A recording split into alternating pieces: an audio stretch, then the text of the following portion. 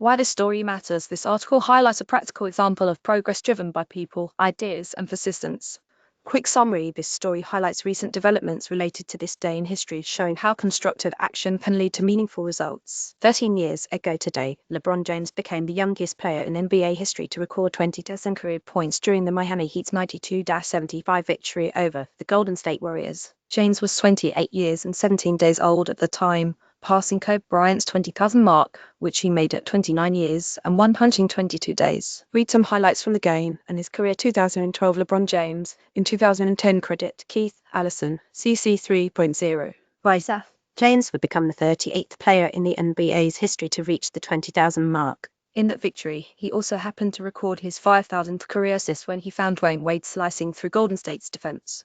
These made him just the 13th player to score 20,000 and assist 5,000 in NBA history. James told ESPN after the game that he didn't feel he had to force the issue to make the milestone either. The best part about it is I was in the rhythm too, so it wasn't one of those forced shots, he said. I was able to get the switch on David Lee and get to the elbow and make a shot. It's pretty cool. Would you like to read more good news about this day in history and on this day? The only active players at the time who had reached both marks were Bryant and Boston's Kevin Garnett. That's a big-time moment, Heat coach Eric Spoelstra said. He's a special guy. He's a special player. He's a once-in-a-generational type of player. More good news on this date. Statesman and inventor Benjamin Franklin was born in Boston in 1560. James Cook became the first to cross the Antarctic Circle with 1560.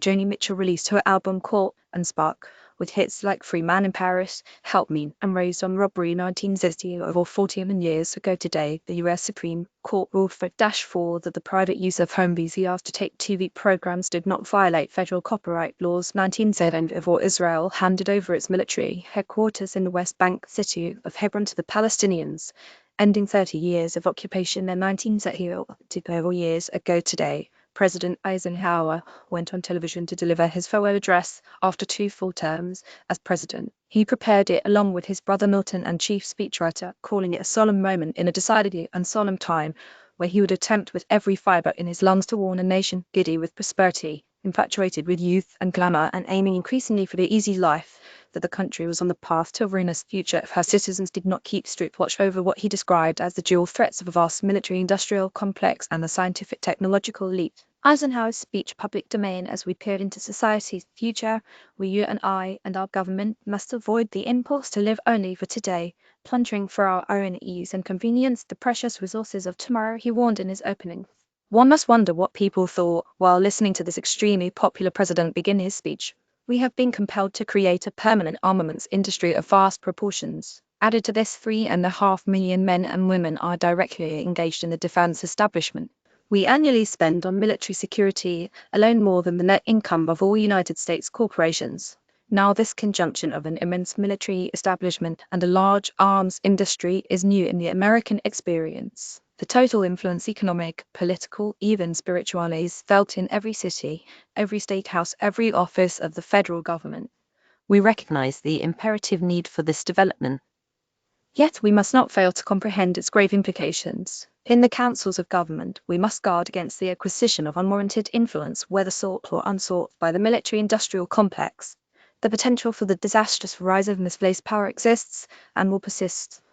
We must never let the weight of this combination endanger our liberties or democratic processes. One of the lesser quoted, but equally prophetic parts of this speech must have had its genesis in Eisenhower's experience working with scientists at RAND, Strategic Air Command, and other arms of the nuclear arsenal, akin to, and largely responsible for the sweeping changes in our industrial military posture, has been the technological revolution during recent decades. The prospect of domination of the nation's scholars by federal employment, project allocation, and the power of money is ever present and is gravely to be regarded.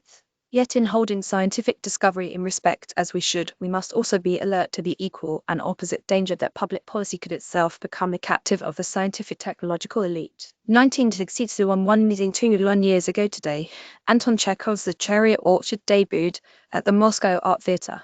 Chekhov described his final play as a comedy with some elements of farce, though its first producer Konstantin Stanislavski treated it as a tragedy. Since its first production, directors have contended with its dual nature.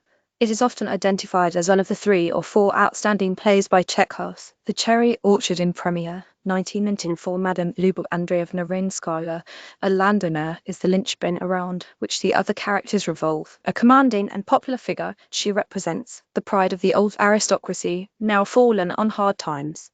Her confused feelings of love for her old home and sorrow at the seam of her son's death give her an emotional depth that keeps her from devolving into a mere aristocratic grotesque. Most of her humor comes from her inability to understand financial or business matters.